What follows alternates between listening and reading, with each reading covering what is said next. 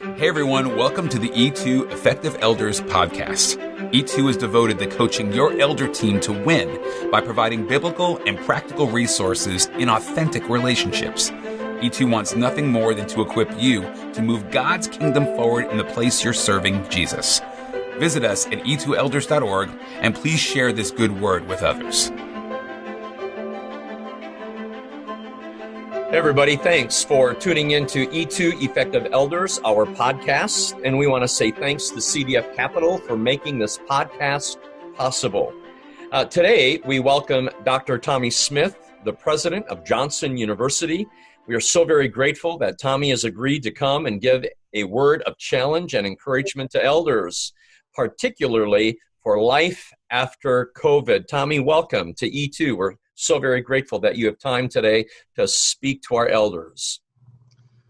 Thank you, Gary. I appreciate your invitation to participate. And of course, we see ourselves as a university as strong partners with the local church. We are servants of the church in the sense that we support the educational ministry, teaching ministry of the church. And so what you all are doing with elders and what you're doing with leadership in the local church is so important to our mission as well as God's mission to extend His And we're grateful to you for the partnership because you have welcomed us not only to your main campus there in Knoxville, but you have opened the doors and rolled out the red carpet to us in Florida as well. As a matter of fact, we have 2 more events scheduled, both in Florida and in Tennessee, and we can't thank you enough for that partnership.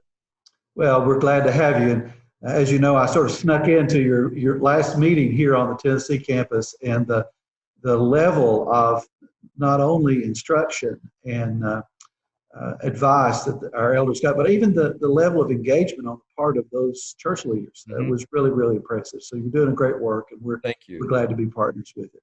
Thank you. What good word would you have for us as elders for life after COVID, Tommy?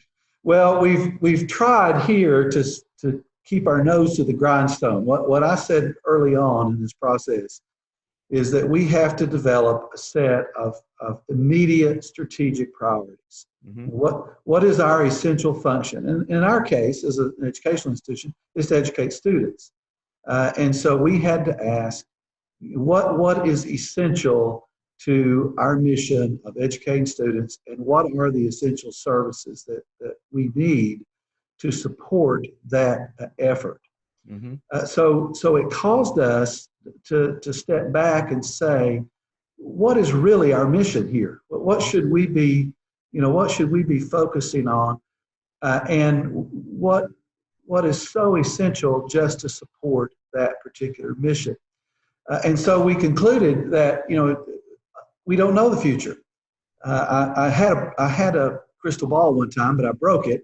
And we have no idea what the future is going to look like. And so we can't be sitting around wringing our hands, what's going to happen. We have to ask, what's God calling us to do right now? And focus on that. But what's been interesting about that is as we develop those immediate strategic priorities, we determined that those must be in line with our long-term strategic priorities, so that when we come out on the other end of this, whenever that might be, we really haven't missed a beat, that we're right back to our strategic plan and what we want to see accomplished. And in fact, I think all of us are going to say that this situation has caused us to think about and to talk about and to address some very important issues. And in a sense, we're going to be better coming out of the other end. So I think the first thing that I would say to local church leaders is the very first conversation you ought to have as a group of leaders is, what did we learn from this? What did we learn about our mission? What did we learn about what church is going to look like? What did we learn about pastoral care, which I think we can talk about this later, but I think that issue has come to the forefront, and it's very important that we recognize the importance of pastoral care in the lives of our congregation.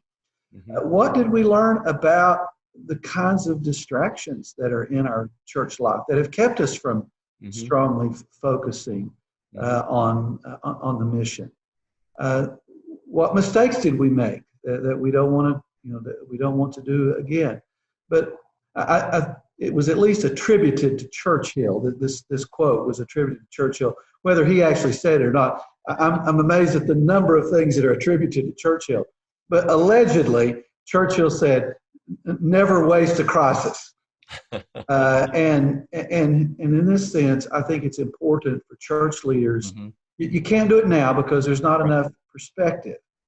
But when we get through this and there's a little bit of perspective and a little bit of distance from this, make sure that you have a long discussion around what did we learn here? And how is our church life going to be different based on the important lessons that we learned? Yes. It's very interesting. I was reading an article from Barna.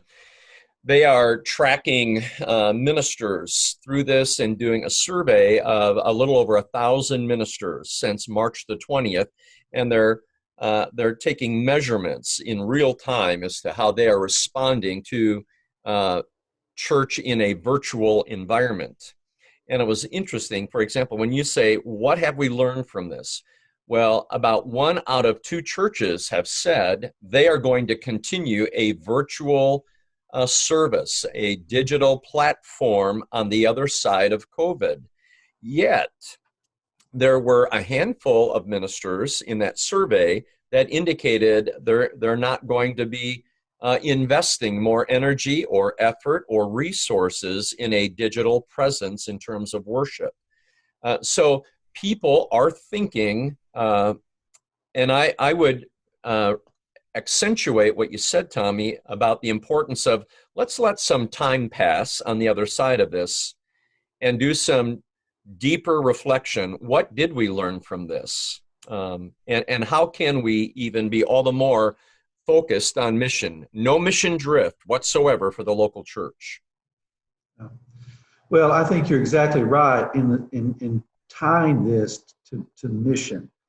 And again, I think probably the best thing that's going to come out of this for the church is for us to recognize that we get involved in the local church with a lot of stuff. A lot of activities and a lot of programs and a lot of initiatives, and there's a lot of noise around the church. I sometimes call this the "Jesus is coming, look busy" mentality. And there's the idea that, well, if we just keep our church folks busy enough, then we're doing what we want to do as a church. And that that's not the case. We're not here to look busy. We're here to fulfill the mission that Christ gave us to preach the gospel to all nations. And I think, if anything, when you strip back the church to its essential functions of making disciples, baptizing them, incorporating them into the life of a vital church congregation, and equipping and sending them to be witnesses to Jesus Christ. This has caused us to say, let's get back to what we really should be doing, and let's be careful when we come out on the other side of this, that we don't bring back the sort of noise, distractions, and busyness that keep us from our primary mission. I've thought of that. Pre-COVID, we are all in lane A, and then all of a sudden COVID-19 causes lane A to shut down, and we are all forced to merge into lane B. Lane A is going to open up eventually.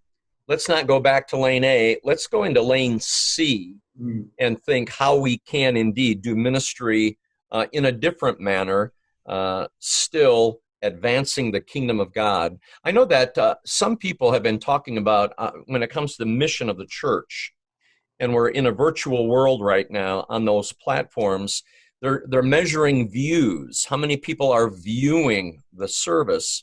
But what if we could take those views and connect with people so that those views become an actual visit on our campus, and a relationship is established we don't want to close the door to that portal to a virtual service completely on the other side of this. We don't know what kind of visits or what kind of relationships, connections could be formed with people who first visit us virtually. I know that a lot of people have visited Johnson University virtually before getting in a car and coming to visit the campus itself, whether it's a prospective student or parents and so on.